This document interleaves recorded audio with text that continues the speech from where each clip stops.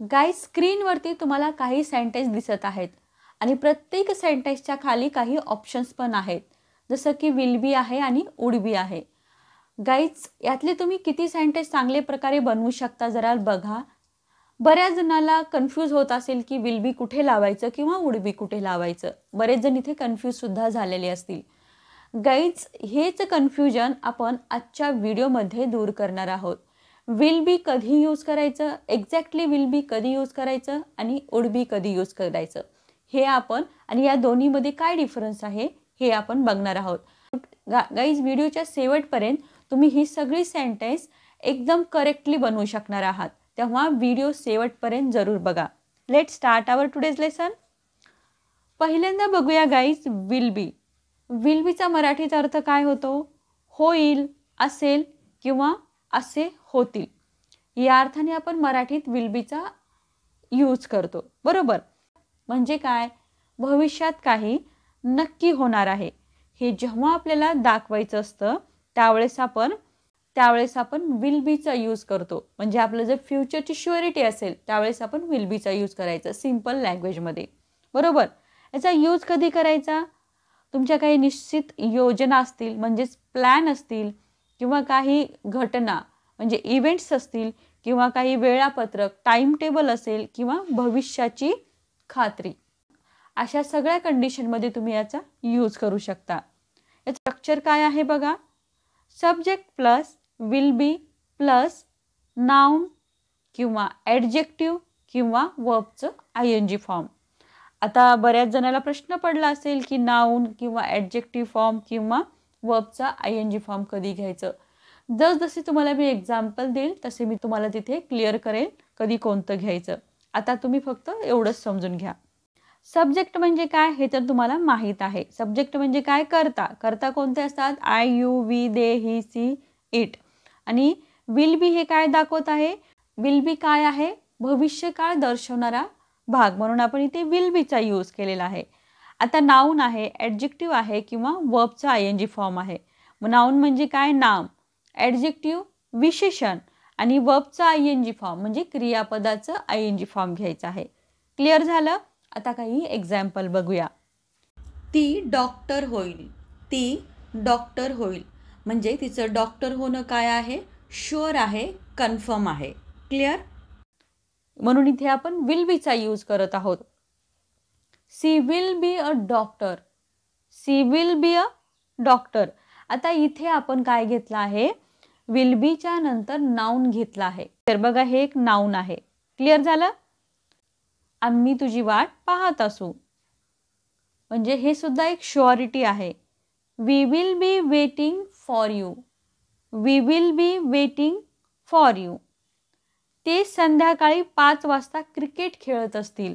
हे कन्फर्म आहे, किंवा ते संध्याकाळी 5 वाजता क्रिकेट खेळत असतील, म्हणून आपण इथे विल बीज घेतला आहे. They will be playing cricket at 5 PM. They will be playing cricket at 5 PM. Guys, इथे एक लक्षात ठेवा, सगळ्या सब्जेक्टसोबत तुम्हाला विल बीचाच यूज करायचा आहे. क्लिअर?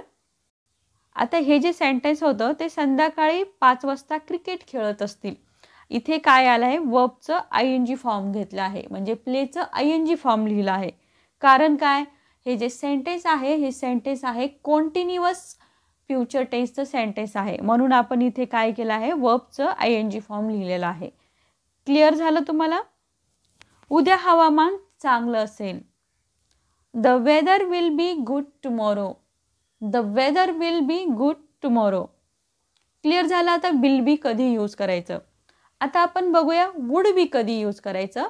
आणि वुड बी झाल्यानंतर आपण दोन्हीमधील दोन्हीचे मिक्स सेंटेन्स बघणार आहोत, जे की तुम्ही कसे यूज करायचे ते. वुड बी बघा, वुड बीचा मराठीत मिनिंग होतो झाले असते, होईल. म्हणजे हे परिस्थितीवरती काय असतं? डिपेंड असतं, किंवा असेल किंवा झाले असते, अशा प्रकारचे मिनिंग मराठीत असतात. याचा यूज कधी करायचा बघा. काल्पनिक गोष्टीसाठी, किंवा विनम्रपणा, शिष्टाचार दाखवण्यासाठी, किंवा पास्टमध्ये फ्युचर सांगण्यासाठी, किंवा पास्टची कंडिशन सांगण्यासाठी, किंवा एखादी तुमची जी सिम्पली कंडिशनल सेंटेन्स असतात त्याच्यामध्ये सुद्धा इफच्या नंतर याचा यूज केला जातो. याचं जे स्ट्रक्चर आहे, subject plus plus noun plus adjective किंवा वर्बचं ING फॉर्म. एकतर नाउन येईल किंवा एकतर ॲडजेक्टिव्ह येईल किंवा वर्बचं ING फॉर्म येईल. आपण याचे काही एक्झाम्पल बघूया. तुला भेटून त्याला आनंद होईल. तुम्ही पोलाइटली हे सेंटेन्स बोलत आहात की तुला भेटून त्याला आनंद होईल. हा एक काय आहे, शिष्टाचार आहे, पोलाइटनेस आहे, म्हणून आपण इथे वुड बीचा यूज करत आहोत. पण जर तुम्हाला सिम्पली हे सेंटेन्स बोलायचं असतं तर तुम्ही इथे विल बीचा सुद्धा यूज करू शकता, पण मी हे पोलाइटली बोलत आहे म्हणून इथे वुड बी घेत आहे. He would be glad to meet you. He would be glad to meet you. त्याने सांगितलं की तो उद्या येत असेल. He said he would be coming tomorrow. He said he would be coming tomorrow. आता इथे बघा, पास्टमध्ये फ्युचरचा संदर्भ दिला आहे, म्हणजे ही पास्टची कंडिशन आहे, त्याच्यामधलं तुम्ही फ्युचर सांगत आहात, म्हणून आपण इथे काय घेतलं आहे, वुड बी घेतला आहे.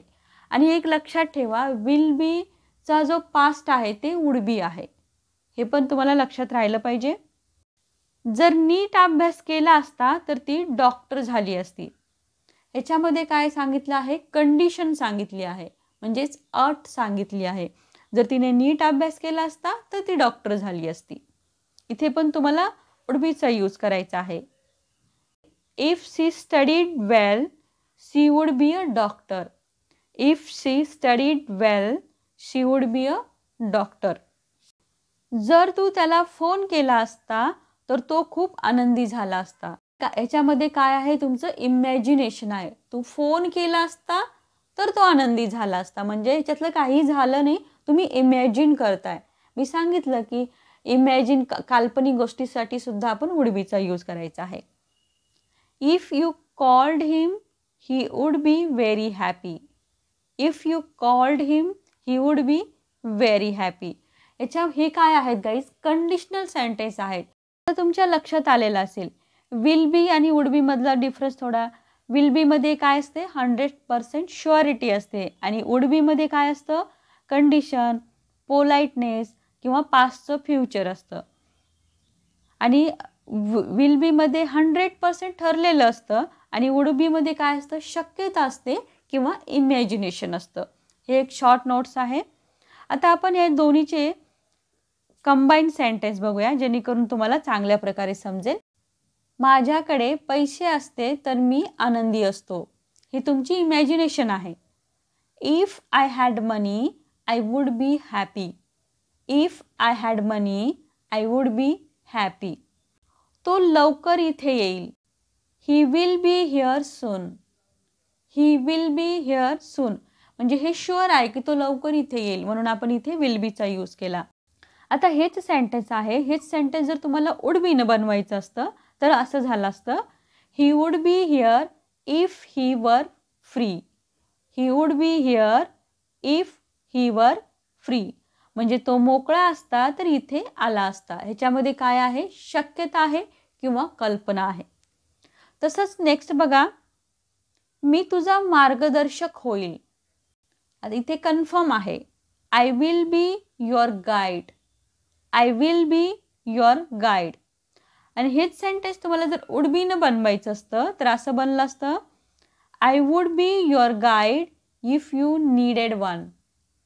I would be your guide if you needed one, म्हणजे तुला गरज असती तर मी तुझा मार्गदर्शक झालो असतो.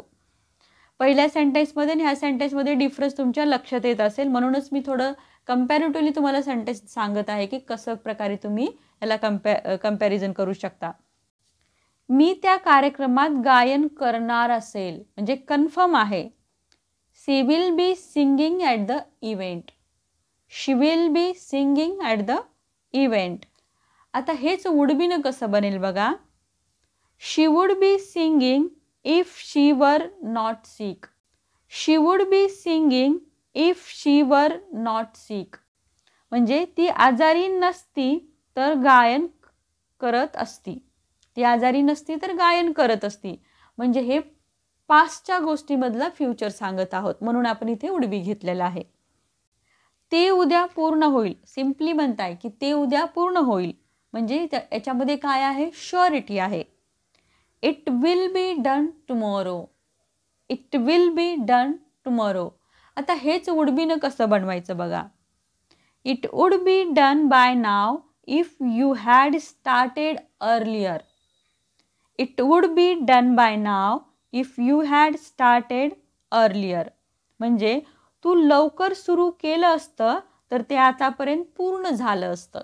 अशा प्रकारे आय होप तुमच्या लक्षात आलेलं असेल की विल बी आणि वुड बी मध्ये काय डिफरन्स आहे आणि ते आपण कधी यूज करायचं. गाईज, व्हिडिओ थोडा इन्फॉर्मेटिव्ह वाटला, व्हिडिओ आवडला, युजफुल असेल तर गाईज व्हिडिओला नक्की लाईक करा, शेअर करा. चॅनलवर तुम्ही नवीन असाल तर सबस्क्राईब करायला विसरू नका.